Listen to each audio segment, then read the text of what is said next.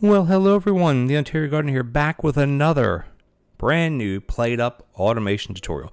And this is another modded dish tutorial. This is part of the Island Foods pack, which includes spam and rice, which there's also a video of that up on the channel, or there will be depending on the time that you watch this one.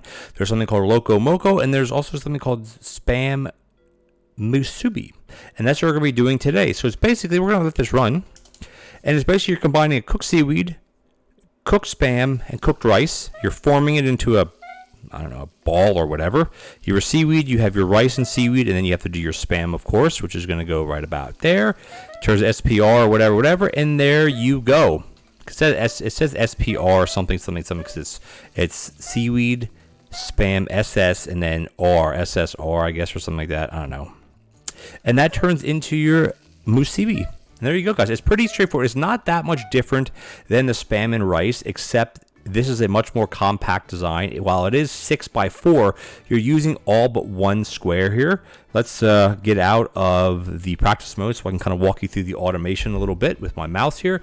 So this setup here is the same that we've had. Now you may say, hold on, is that, oh, this is going to feed onto this. It never will feed onto this, because this will only ever pull empty pots or empty woks, and even if this is going full blast, you're still going to have the seaweed is going to be automatically pulled all the time. So the chances of this going onto this is pretty much a zero.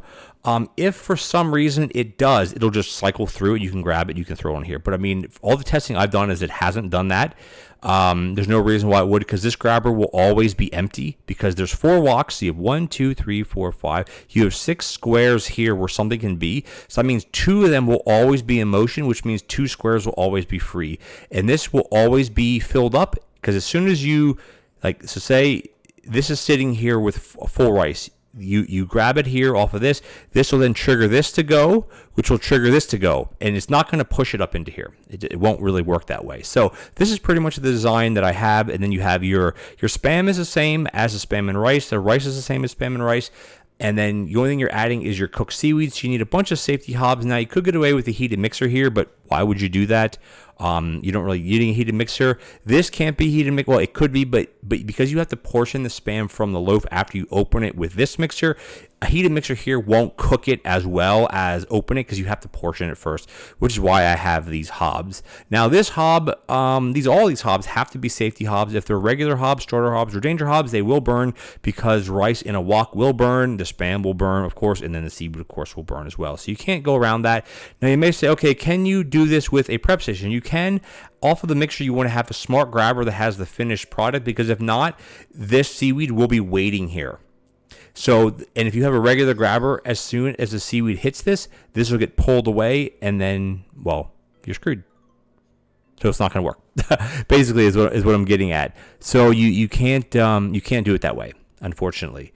But that's okay, because this will still make one portion. But again, like I said, if you have a small grabber going to a prep station, then you have it automated fully, without having one-to-one. But again, this will be involved with the Loco Moco and the spam and rice. So the likelihood of going through this that quickly is not very fast, because this will always be ready to go. This will be ready to go. There'll be 4 woks. There'll be 4 woks full of rice. Once this initial cutting or opening of the thing is done, you'll have 1, 2, 3 pieces already cooked. You'll have 1, 2 pieces already cut. So it'll go very, very quickly once this system is up and running, and you're serving kind of like as your other main in the restaurant. There you go, guys. Pretty short and sweet. The automation, like I said, is not that much different than the spam and rice. You're adding the cooked seaweed, and you're using the heated mixer, because you have to mix them all together or combine them, and then you have to cook them. That's like the last step of this, and that's why this works just fine. Now, could you run this into this to cook? And the answer is yes, you could.